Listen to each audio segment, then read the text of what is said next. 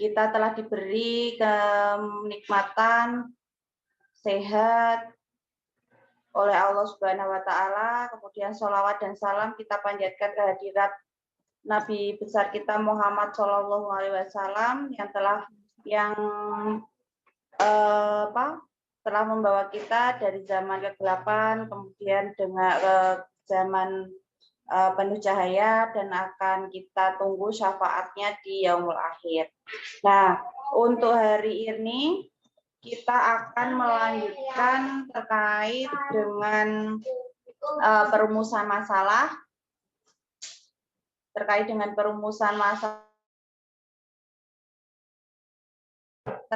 perumusan masalah, berikut akan saya share screen formnya. Nah, untuk formnya sendiri, itu kan kita akan lihat di sini.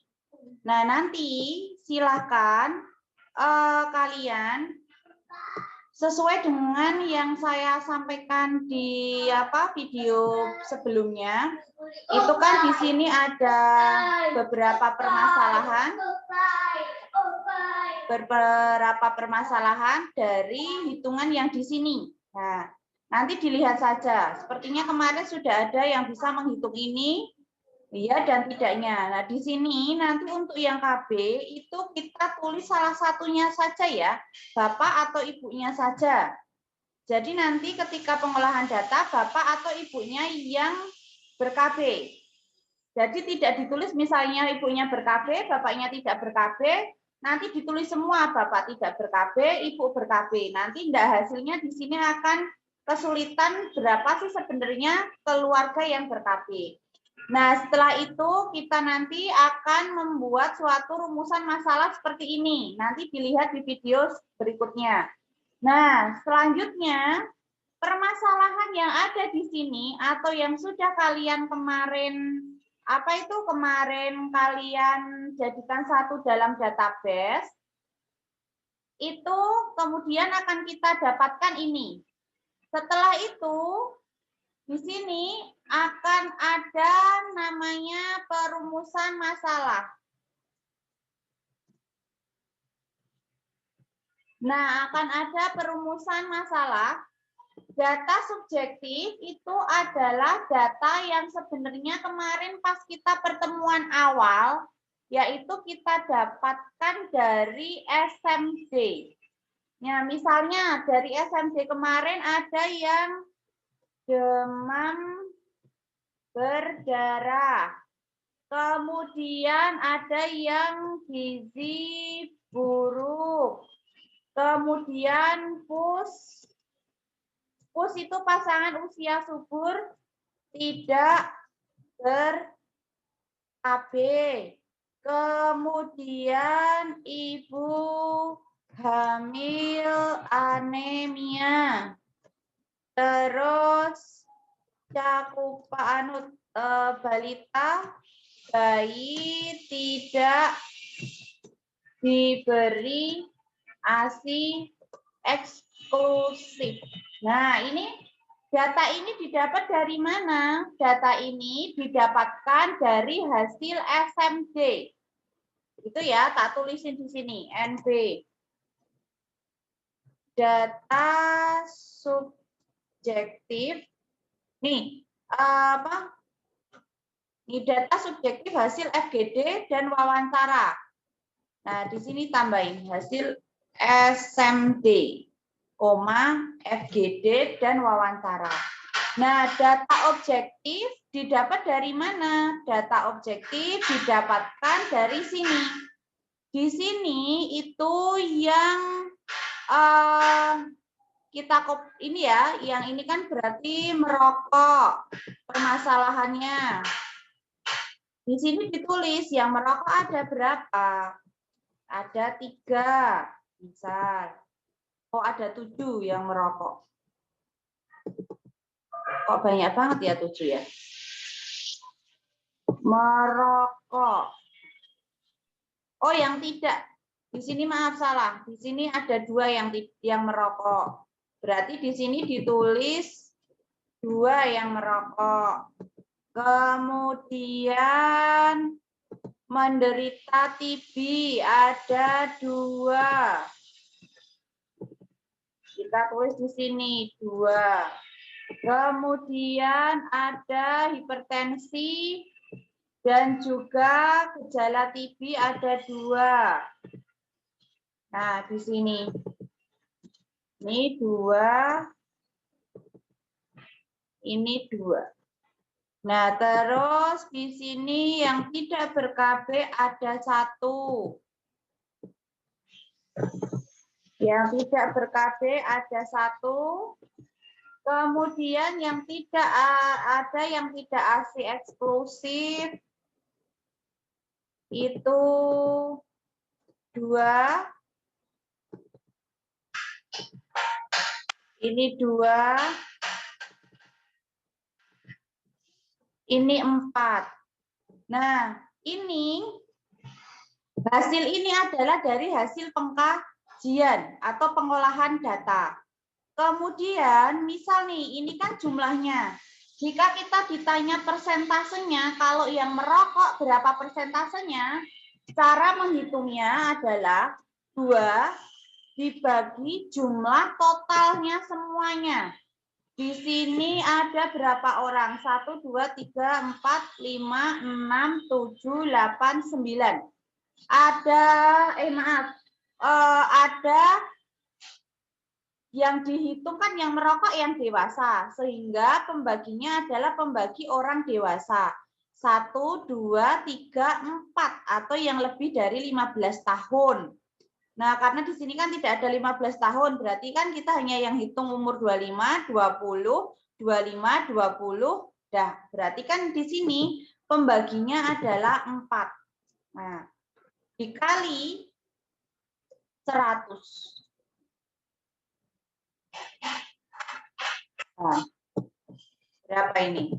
Sama dengan 2 dibagi 4, 50 ya. Berarti kan di sini ada 50%. Nah, berbeda ketika kita tumbang. Jadi kita itu pembaginya itu berapa? Pembaginya adalah sasarannya. Kalau menderita TB kan yang dihitung adalah yang lebih dari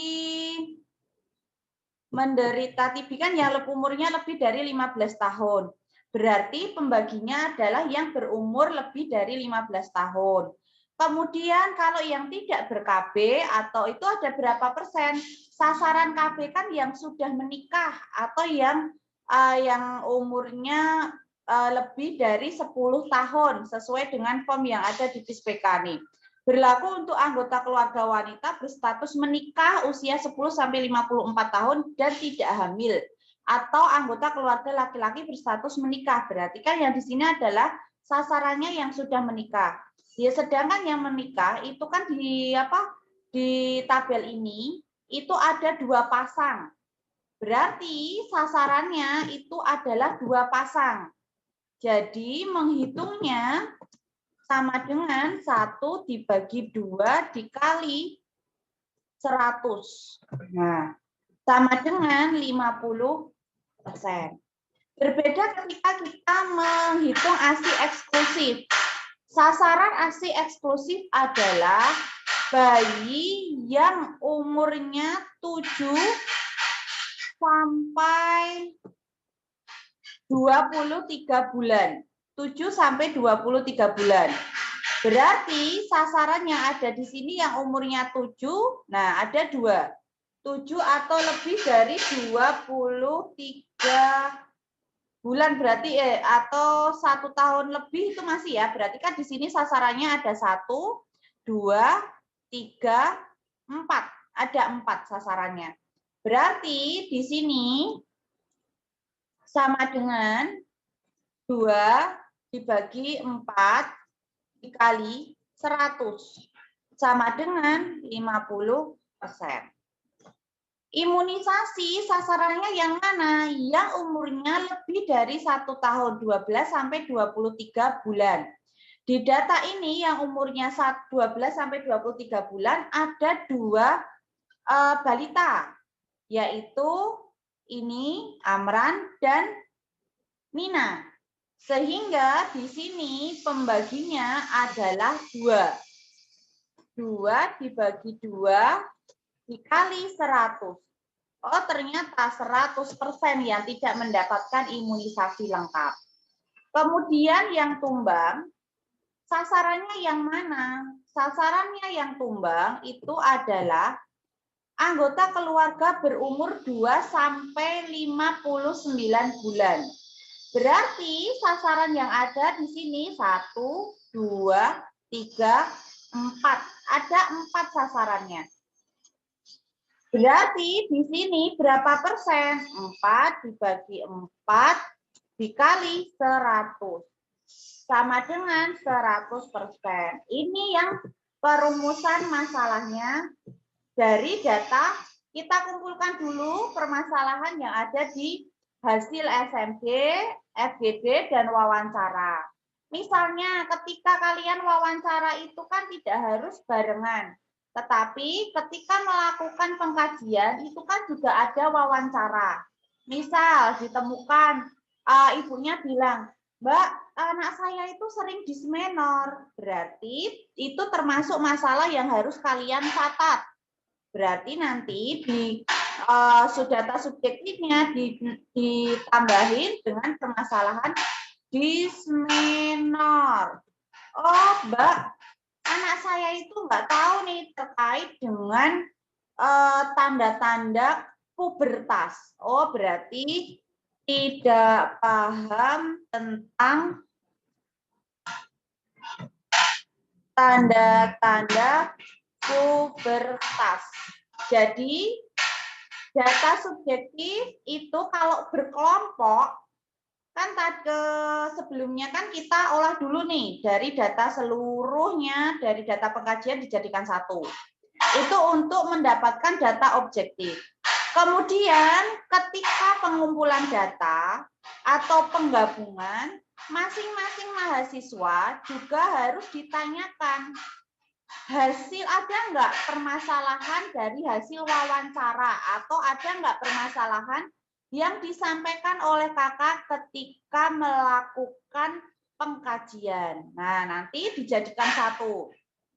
Setelah dijadikan satu, kita baru akan merumuskan masalah. Perumusan masalah di sini maksudnya, misal nih ada yang sama. Nih, ada yang sama, pus tidak ber-KB.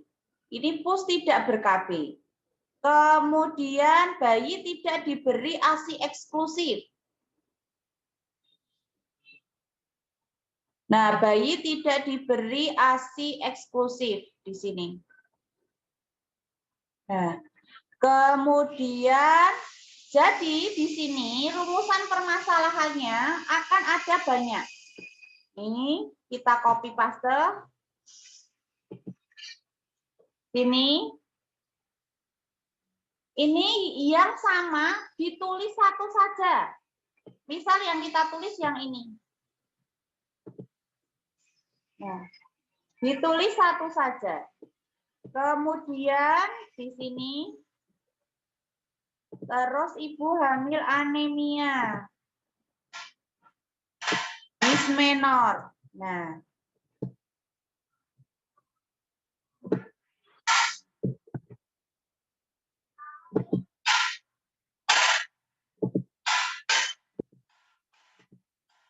di sini. Di sini sudah didapatkan ini. Nah, sudah didapatkan ini. Berarti masalah yang ada di wilayah itu adalah ini. Seperti itu. Itu cara untuk merumuskan masalah. Sebelumnya ada yang ingin ditanyakan?